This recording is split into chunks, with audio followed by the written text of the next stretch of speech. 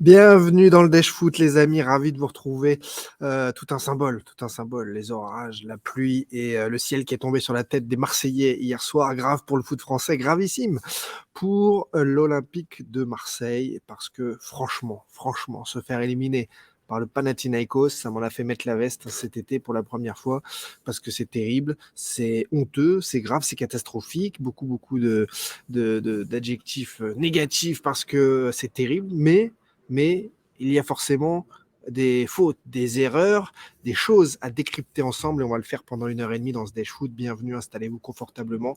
On est ensemble entre passionnés et ça fait plaisir. Les amis, on est au fond, dit Julien Bergeau, ça fait très mal à ces débuts de saison et on va en parler, on va essayer de trouver le pourquoi du comment. Êtes-vous d'accord avec Stéphane Tapie qui a dégoupillé dans la nuit sur Twitter au sujet de la direction de l'OM? On va en parler de tout ça, franchement, longtemps dans cette émission qui va être quasiment consacrée qu'à ça, tant c'est un cataclysme tout simplement. Aujourd'hui, concernant, je le dis, le foot français, je le vis, je le dis ouais, très clairement, le foot français, les amis, parce que l'OM devait cette saison s'afficher avec Lens et le Paris Saint-Germain en Ligue des Champions. Ce ne sera pas le cas. Il y a eu des investissements colossaux faits aussi dans ce club. Donc c'est un gros accident de parcours. Après, on en parlera de l'arbitrage, hein, Marseillais 70 et les autres aujourd'hui dans l'émission, parce que là vraiment, Marseille sur les 2 matchs a été maltraité. Maltraité, il y a des raisons à ça, il y a du lobbying à faire, il y a plein d'explications aussi, mais l'OM a été sévèrement maltraité par l'arbitrage sur l'ensemble des 2 matchs, ce qui n'explique pas tout, mais ça joue. Et la dernière fois que j'ai vu un club français se faire violenter par l'arbitrage à ce point-là, ça m'a rappelé la remontada de Barcelone-Paris, où Paris avait été franchement, honteusement arbitré ce soir-là. Et je trouve que c'est la même gueule de bois ce matin pour un club français que l'élimination de Paris à Barcelone, parce que Marseille avait un Panathinaikos dans chaque jambe. Marseille devait absolument se qualifier, et donc Marseille ne l'a pas fait, et ça c'est terrible. Mathieu Vaguet, bienvenue parmi les nouveaux abonnés, bienvenue à tous ceux qui sont là, installez-vous confortablement les amis, on va vous saluer, on va lancer le déchoute comme il faut, on va vous annoncer le programme. À tous ceux qui commencent à mettre dramatique pour les finances marseillaises, pas du tout, ça a été dit par le président et comme par hasard, même si certains médias s'étaient engouffrés dans la brèche, eh bien c'est ce que mes infos que je vous donne depuis des mois confirment. Donc voilà les amis, même le ciel pleure en effet, Tango 95, c'est clair. C'est pour ça que je me suis avancé, parce qu'il y a la pluie derrière qui tombe encore un petit peu depuis les branches aujourd'hui. Mais le Dash Foot est là, bien là. On se reverra ensuite vendredi en avant, deuxième journée de championnat. Salut Thibaut, dit OM Louis, vraiment déçu. Il y a Red and White qui est pas très français, lui. Vous savez que moi, je soutiens tous les clubs français en Europe, bien sûr. Et donc Red and White nous dit Gendouzi, je t'aime. Il y a quand même un petit mot à dire sur Gendouzi, c'est que quand vous ne faites pas confiance à un joueur, je l'ai dit mais X fois, à X reprises dans les émissions depuis des années, en télé aussi, vous ne faites pas confiance à un joueur, ne vous attendez pas à ce qu'il puisse vous le rendre. Un joueur, c'est pas un robot, ça marche à la confiance. Gendouzi n'a pas été titularisé une seule fois sur les 3-4 derniers matchs de l'OM. Vous le faites rentrer, vous lui donnez la responsabilité du premier tir. Alors oui, il a été dans ce match, il aurait pu faire tout basculer du bon côté, et il l'a fait du mauvais. Il est fautif sur le penalty assez litigieux, que j'estime scandaleux. Il est dans l'action d'avant où il doit y avoir penalty sur lui, et finalement il rate son tir au but lors de la séance. Donc c'est forcément Gendouzi qui est central sur ce match, mais pour moi ça aurait dû être aussi un titulaire de cette rencontre dans un 4-3-3. Marcelino, on en reparlera aussi, parce qu'on a vu un Marseille quand même vaillant, un Marseille qui aurait dû gagner, et un Marseille qui doit toujours mieux faire que ça, bien sûr. Enfin, c'est une équipe, on va le dire, qui n'a rien d'exceptionnel, qui est ce Panathinaikos, voilà, et qui se fera sortir par Braga sans aucun doute au prochain tour. Faut vraiment des joueurs et une VAR à la hauteur, pas comme le match d'hier soir. Alors moi, je reprocherai pas 100 000 choses aux joueurs, on verra. Hein, j'ai participé aux notes de la rédaction de Team Football pour les notes du match publiées cette nuit. J'ai pas été méchant avec les joueurs de l'OM. Ça a été une erreur d'avoir sorti Unai.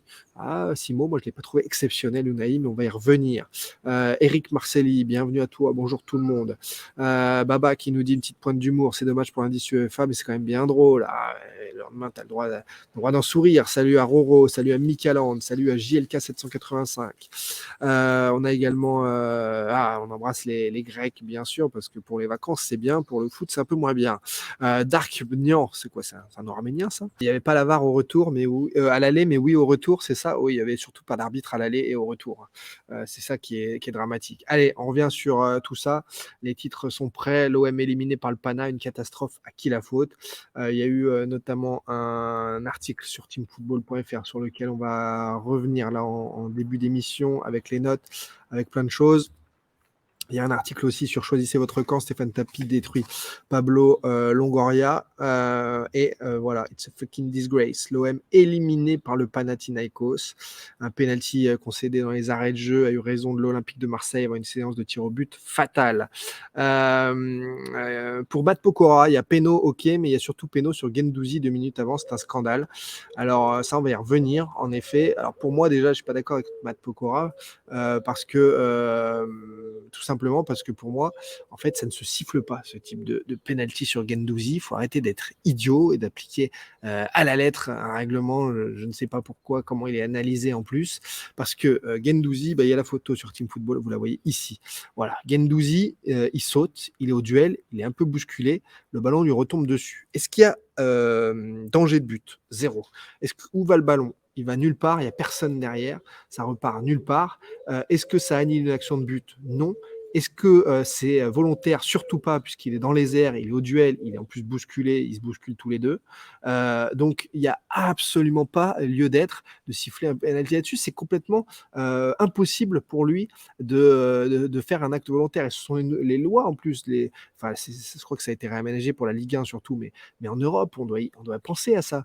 Vous causez l'élimination d'une équipe pour un geste totalement involontaire, un duel dans les airs. Si vous avez joué 3 minutes au foot, je ne te demande même pas d'avoir joué à 15 minutes au foot ou d'être titulaire une mi-temps avec le Stade Sable, je te dis d'avoir joué 3 minutes au foot, tu te rends compte que sur un duel, tu ne peux pas maîtriser tes mains outre mesure, et quand le ballon te retombe dessus, alors que Guendouzi ne voit même pas le ballon arriver, tu ne peux pas siffler un penalty, une action de but pour ça.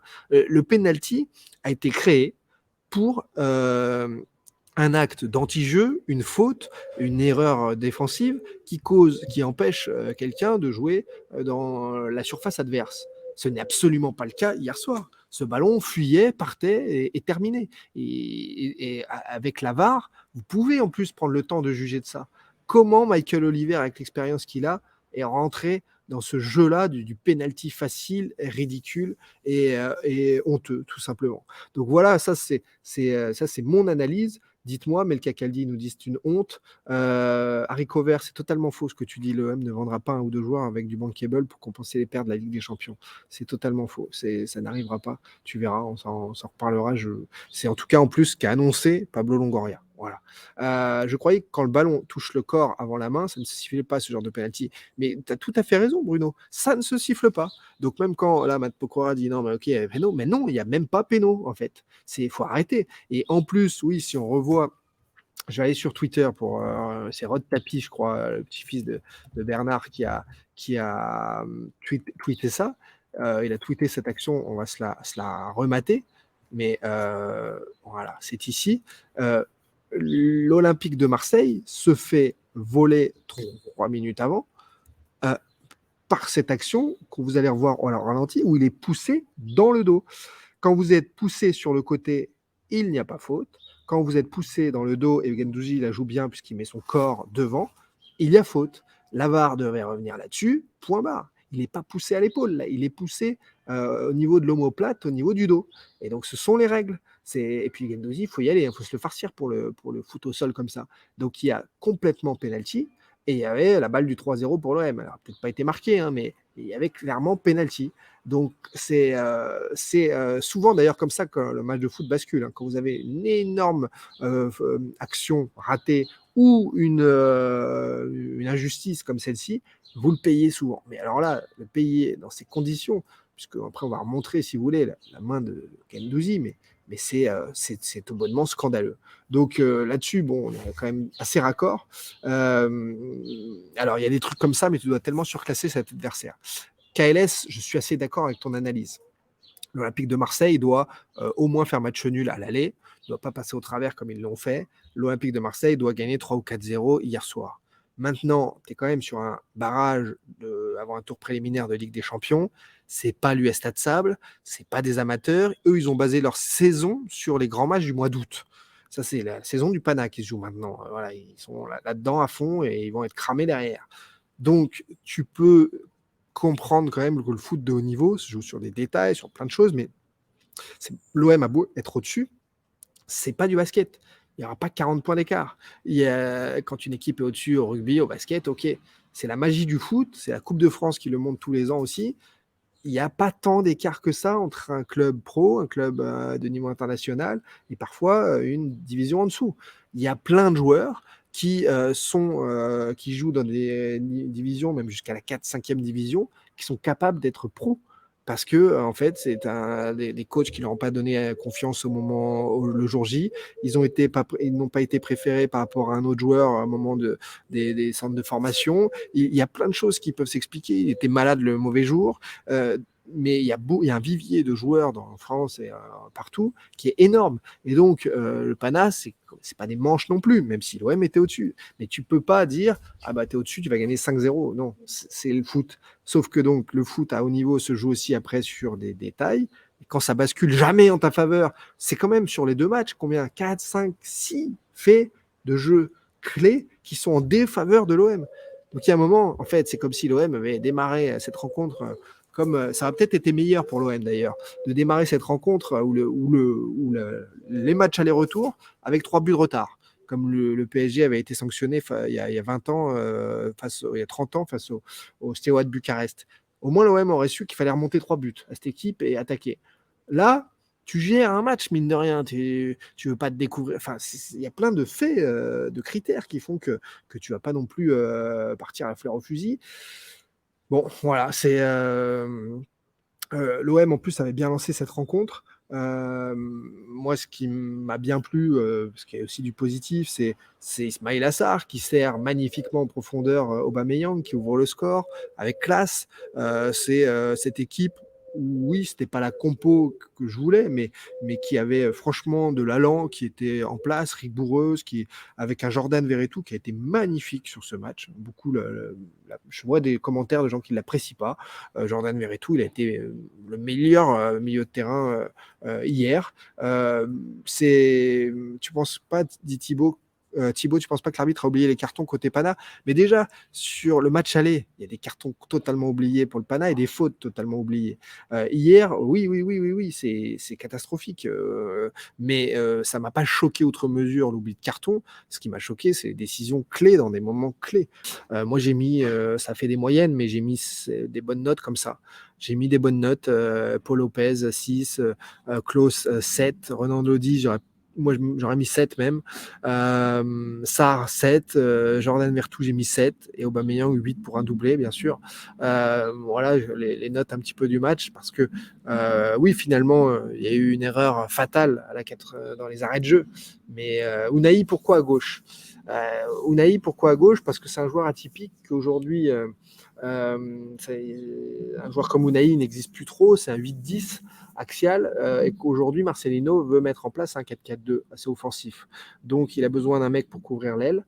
Et comme l'a fait un temps un Pablo Aimar, un Javier Pastore, un Rico Elme aussi quand il a fallu, un Roberto Baggio aussi, ils l'ont fait parfois des transcendes sur des côtés, Del Piero parfois, eh bien Unai sert à l'équipe à ce poste-là. Bien sûr que moi je le préférerais dans un 4-3-3 en troisième milieu de terrain créatif parce qu'en plus il a du volume de jeu avec par exemple Kondogbia et Rongier, avec Kondogbia et Vertou. Je trouve ça très intéressant. Maintenant, Unai ne me déplaît pas non plus son poste de milieu gauche. Il est tout à fait capable de jouer là-dessus sans avoir des qualités de débordement. Mais c'est là où Lodi est intéressant. Unai rentre dans l'axe. Di Maria a fait sa carrière entière sur son faux pied, sans être très très très rapide dans la profondeur. Et il a toujours repiqué dans l'axe pour libérer le côté à son latéral. Ça me choque pas outre mesure. Voilà. Alors, vraie réaction d'après-match, d'avant-match, d'après-match en pleine nuit avec la colère qui va avec. ici. On va y revenir. KFP, tu as lu Stéphane Tapie, alors dis-nous ce que tu en penses. Quand on fait le bilan de Longoria à l'instant T, on peut dire qu'il n'est pas bon, c'est factuel, dit Julien Bergeau. On va voir si vous êtes d'accord. Alors toi, tu es plutôt team Stéphane Tapie. Moi, je vais vous dire mon avis là-dessus. Voilà, je clique sur l'article, choisissez votre camp. Stéphane Tapie détruit Pablo Longoria. Euh, Stéphane Tapie, voilà, qui a tweeté, vous voyez ici son tweet, que dire, les joueurs ont fait le taf. Ça, je suis assez d'accord avec lui. Mais Longoria, non. Quand tu te fais casser le cul au match aller par l'arbitre, tu fais en sorte que ça n'arrive pas au match retour. Président de l'OM, ce n'est pas que recruter et vendre des joueurs. J'ai assez, depuis 2 ans maintenant, pointé du doigt le fait que Longoria avait une multiple casquette et que ça ne pouvait pas durer. À force de s'occuper trop des achats de joueurs, en fait, vous n'êtes plus président. Et président impose d'autres choses, impose d'être souvent à Paris, d'être souvent, pourquoi pas en Suisse, chez les instances, d'être dans ces dîners, ces relations, ces détails-là qui font la différence. Justement, j'ai aidé à cet article de Team Football en leur donnant 2-3 infos d'un agent qui discutait par SMS hier soir et qui me le disait. Bah, c'est ici d'ailleurs, je peux redescendre l'article. Marseille ne pèse pas assez à la FIFA. Le jour où ils vont peser, ce sera autre chose. Ils auront un arbitrage favorable. On sait tous dans le milieu qu'un club dont les dirigeants ne pèsent pas auprès des instances, niveau arbitrage, ça peut être chelou. Voilà ce qu'il m'a écrit par SMS. Je ne lui ai même pas demandé pour le reprendre dans l'article parce que de toute façon, je ne l'ai pas nommé. Mais c'est exactement ce qu'il a écrit, pensé hier soir tard.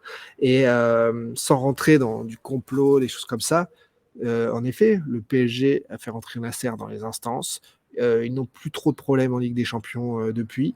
Et ce sont. Alors, on ne peut pas rentrer là-dedans avec des certitudes, avec. Tout est au conditionnel, bien sûr, mais ce sont des choses assez étranges. Et les agents en parlent, comme vous voyez ici dans cet article. Et donc, ça fait un peu mal de lire ça, mais j'avais le sentiment de devoir relayer ça en termes d'information, parce que c'est grossier ce qui arrive à l'OM sur les 2 matchs. C'est dramatique. Alvin Aziz, bienvenue à toi parmi les abonnés. Et en effet, on voit ces clubs, Real, Barça, etc., qui sont historiques, emblématiques, qui pèsent et qui sont parfois moins victimes que d'autres. En revanche, le Barça en ce moment est bien mal avec Tebas, avec la Liga. On le sait, depuis maintenant 1-2 ans, ça va mal. Et on a vu comment le Barça a été arbitré contre Retafe. C'est des trucs, en fait, je ne rentre pas dans le complot, je ne rentre pas dans ces trucs-là, etc. Mais l'arbitrage, sous couvert de VAR, commence aujourd'hui, on se dit les choses, voilà, on se dit les choses, à être cataclysmique et honteux. Maintenant, nous aussi, on a la vidéo, on voit les choses. Le PANA est donc mieux représenté. Je ne sais absolument pas le lobbying du PANA, je ne connais pas assez ce club, mais on sait que les Grecs savent faire preuve de ça. L'OM, en tout cas, a été faible là-dessus. Et dites-moi dans les commentaires, on va faire un sondage d'ailleurs sur Twitch, les amis. Ça fait 1 ou 2 émissions qu'on n'a pas fait de sondage. On va voir ça tout de suite. Êtes-vous d'accord avec Stéphane Tapie? Parce que j'ai vu des messages positifs, négatifs. On va voir tout de suite ce que ça donne. Êtes-vous d'accord avec Stéphane Tapie? Oui ou non? C'est clair, c'est net, c'est précis. Pendant 10 minutes, commencer le sondage. C'est parti. Mais ça, c'est la réalité. Êtes-vous d'accord? Parce que mes arguments tendent à laisser penser, vous avez raison, je suis plutôt d'accord avec lui. Je pense que l'OM doit se doter d'un Longoria en tant qu'un super manager général qui gère en effet tout le sportif et d'un président politique. C'est très important aujourd'hui dans le monde dans lequel on vit, d'un président qui soit là pour le lobbying, etc. Christophe Goller qui me dit maintenant, tu as oublié la main de Kim Pembe face à Manchester. On s'est fait voler, nous, par ego. Mais vous êtes fait voler lors de la remontada face à Barcelone, d'une façon honteuse, grotesque, et l'arbitre a disparu de la circulation. Contre Manchester, en effet, la main de Kimpembe, c'est le même genre que la main de Guendouzi, puisque Kimpembe, ok, il saute les mains en l'air, et c'est pas top, mais tu sais bien que quand tu es défenseur, tu sautes, bah, les bras ils vont vers le haut, et c'est comme ça, il faut avoir joué au foot pour le savoir. Mais quand tu vois que le tir part, il partait direction la porte de Saint-Cloud, le tir, je crois, de mémoire, ou Boulogne-Billancourt, il allait retomber dans la Seine, tu ne siffles pas penalty en fait, puisque ce n'est pas une action de but et que le penalty a été créé pourquoi pour des actions de jeu dans la surface. Là, c'est un ballon qui sort en sortie de but. Limite, tu as envie de dire quelqu'un qui la récupère à la main pour aller plus vite, tu l'autorises comme sur les petits matchs entre potes. Je plaisante, mais c'est ça. Eh bien oui, l'élimination du PSG face à Manchester ou face au Barça, c'est le même genre de honte internationale sur l'arbitrage que hier soir. Donc le panache, je dirais pas qu'il est mieux représenté. En tout cas, l'OM a fait preuve d'un petit peu de suffisance là-dessus. Et je suis assez d'accord avec Stéphane Dapi. Il y a un moment où, en fait, il faut taper du poing sur la table. Et quand tu l'as dit avant, si ça arrive, au moins tu ne pourras pas dire que tu ne l'avais pas dit. Il faudrait un joueur du charisme d'un Dibeco, d'un Boli pour mettre la pression. Alors Boli a été longtemps ambassadeur du club sans mettre trop de pression médiatique, mais Dimeco serait assez parfait dans ce rôle. Regardez Olas, il ne se laissait pas faire au niveau de l'arbitrage, mais complètement. Voilà, j'ai même pas besoin de sortir le truc complètement. Tu as tout à fait raison là-dessus. On va revenir aussi sur les déclarations de Pablo Longoria. On a montré Rod Tapi ici. Alors, regardez, Rod Tapi, on l'a montré. Pablo Longoria, c'est où les déclarations de Pablo Longoria. On reviendra aussi sur le choix de Ruben Blanco pour les tirs au but. Ça, c'est assez curieux, mais c'est un coup de poker certainement mental. Je l'expliquerai comme ça.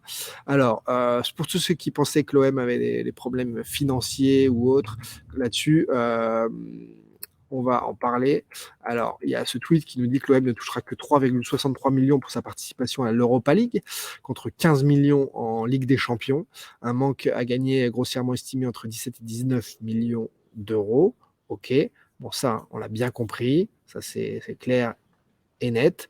Et pour la suite, on va écouter donc Pablo Longoria, qui s'est exprimé au micro de M6, RMC, je ne sais plus, après le match. C'est une déception.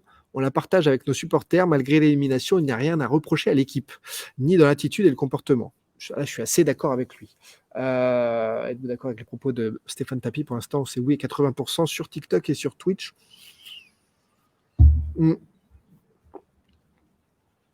On a, malgré l'élimination, il n'a rien à reprocher à l'équipe, ni dans l'attitude et le comportement des joueurs. C'est dur. On a subi un arbitrage difficile à l'aller. Et il y a là aussi des décisions limites que l'on ne partage pas. Concernant le mercato, ça ne change pas beaucoup. On n'a pas de besoin financier de vendre des joueurs. Concernant le mercato, ça ne change pas beaucoup. On n'a pas de besoin financier de vendre des joueurs. Est-ce que c'est pas clairement dit pour tous ceux qui disent ah oui, le problème financier, etc. Il n'y a pas. OK? On est tous d'accord là-dessus.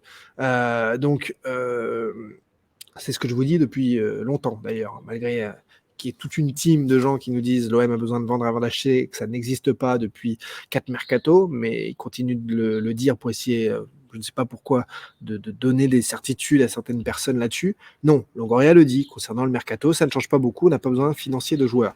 La seule chose sur laquelle ça change, c'est une chose très simple. C'est qu'en effet, un joueur qui veut à tout prix attendre, on peut penser à un David Derrea qui est toujours sans contrat, à d'autres joueurs, ils veulent à tout prix attendre pour jouer la Ligue des Champions, bah, du coup, tu leur proposes que l'Europa League.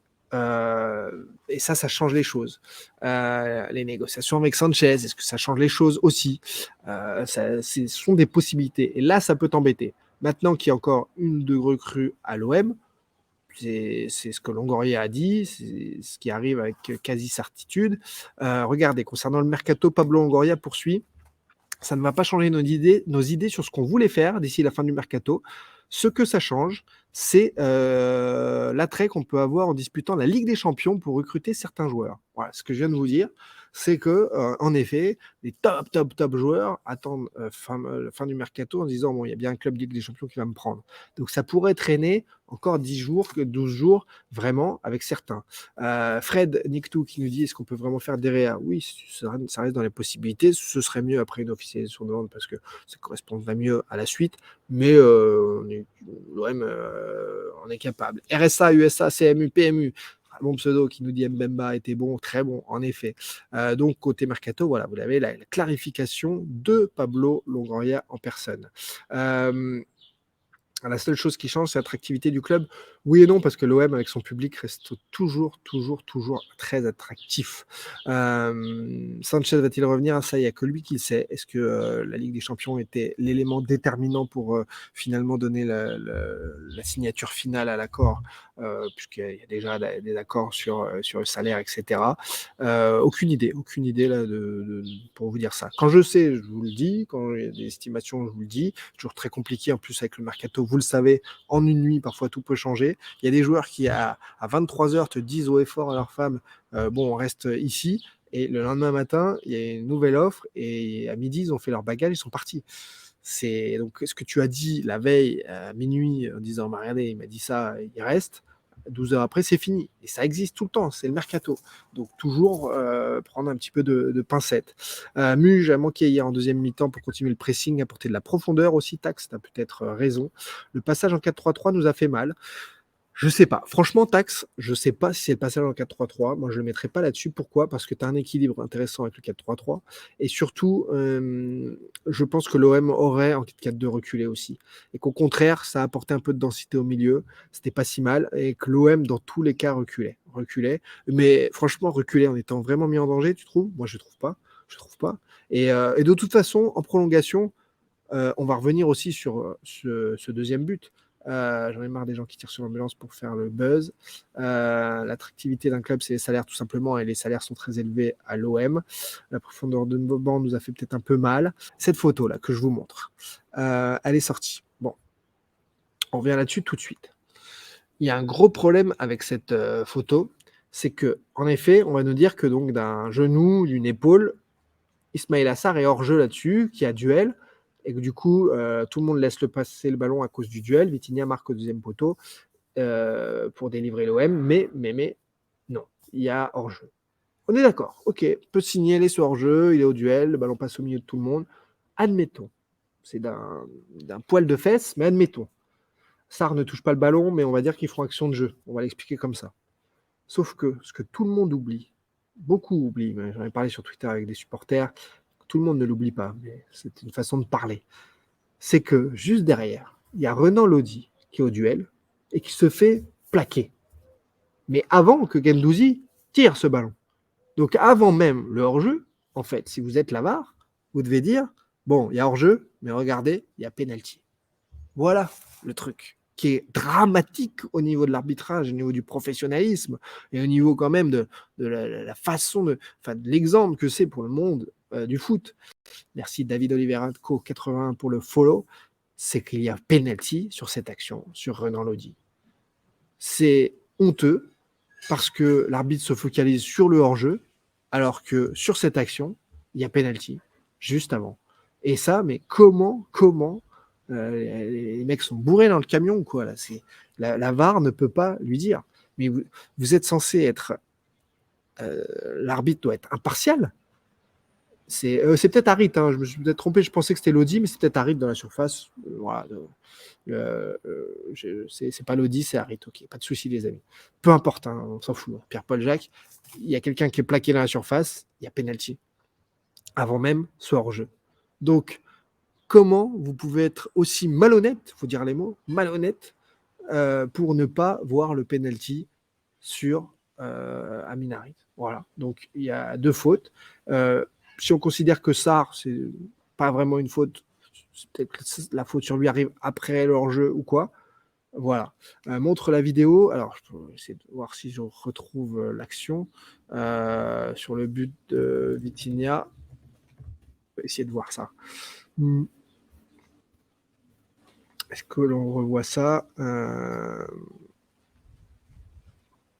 Bah là, j'ai pas la vidéo. J'ai qu'une photo où il est au sol. Ça va pas t'amener grand-chose. Ah, voilà. Tiens, voilà. Tu vas pouvoir décortiquer ça tout de suite et tu vas voir par toi-même ce que je dis sur cette action et tu l'auras sur le plan là. Décalage de clause sur le côté droit pour Matteo Gendouzi qui centre instantanément. Déjà, avant bien le centre, Amin Harit est au sol et c'est bien Amin Harit qui s'est relevé. Il est au sol, il y a penalty. Si tu ne valides pas le but de Vitinha, alors tu reviens sur le penalty. Voilà. Regardez, je vous mets ça au ralenti. Regardez, avant même qu'il touche le ballon, regardez, il court, il y a déjà faute. Regardez, la faute, regardez, vous la voyez? Elle commence en dehors de la surface, elle se poursuit dedans sur Amin Harit. Vous voyez? Là, regardez, voilà, dans la surface, ça se poursuit dedans. Là, Gendouzi touche le ballon à ce moment-là, il y a faute depuis belle lurette. Et malgré ça, vous allez me dire que la VAR a regardé l'action? Oh, c'est dramatique. Et oui, le foot se joue sur des détails, le foot c'est comme ça, donc Et c'est dramatique, en effet, que l'arbitrage soit si mauvais. Et bien sûr que tu dois gagner sans te soucier de l'arbitrage, mais les arbitres, oui, les arbitres ont bien sûr regardez, là en plus gros, là, hop là, regardez la faute avant même que Guendouzi n'ait le ballon, la faute qui commence juste à la limite de la surface et qui se poursuit dedans. Mais siffle coup franc à la limite, mais pas ça, pas ça. Mais pas ça. Pour l'arbitre, un va te jeter à la mer, mais bien sûr, mais je l'avais oublié, mais vous êtes là pour ça, mais vous avez bien raison. Léao 17, Forza Milano, bien sûr, mais pour l'arbitre Michael Oliver. On a dit qu'on parlait pas de but pour l'instant, hein. On en parlera peut-être après, mais est-ce qu'on peut parler d'un match raté côté Montpellierin? Va te jeter à la mer. Parlons pour finir de cette partie olympique de Marseille de Ruben Blanco, le drôle de coup de poker, et un journaliste espagnol. Non, un spécialiste statistique espagnol qui a alerté tout le monde, je vais vous traduire le post, hier, cette nuit à minuit 42, en disant mais il y a un truc qui va pas. Ruben Blanco, c'est le gardien de but qui a reçu le plus de pénaltys dans les 10 dernières ligues de première division sans avoir sauvé aucun pénalty. 2 ont été tirés hors cadre et les 20 autres ont été marqués. Alors c'est étonnant que Marcelino Garcia Toral décide aujourd'hui de remplacer Paul Lopez pour Ruben Blanco pendant les tirs au but. Je pense que Marcelino n'est pas fou.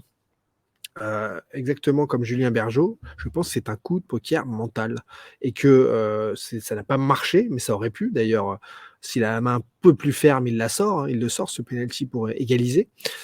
Finalement, ça rentre. Alors oui, il en a arrêté 0 en carrière, mais peut-être qu'en fait, pendant 15 jours, ils les ont travaillés, l'entraînement, ce que je ne doute pas, et qu'il n'y avait pas photo avec Paul Lopez.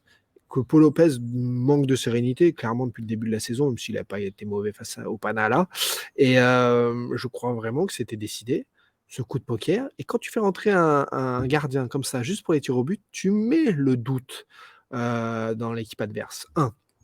2, généralement, les équipes espagnoles, argentines, allemandes, on en a parlé dans cette vidéo consacrée au pourquoi les Français sont nuls au tir au but, parce qu'on ne travaille pas et qu'on n'a pas de coach mental. Cette vidéo qui est dispo sur ma chaîne YouTube, que j'ai relayée après l'élimination de la France face à l'Australie samedi, à nouveau, je l'ai sortie du placard, parce qu'elle est criante de vérité.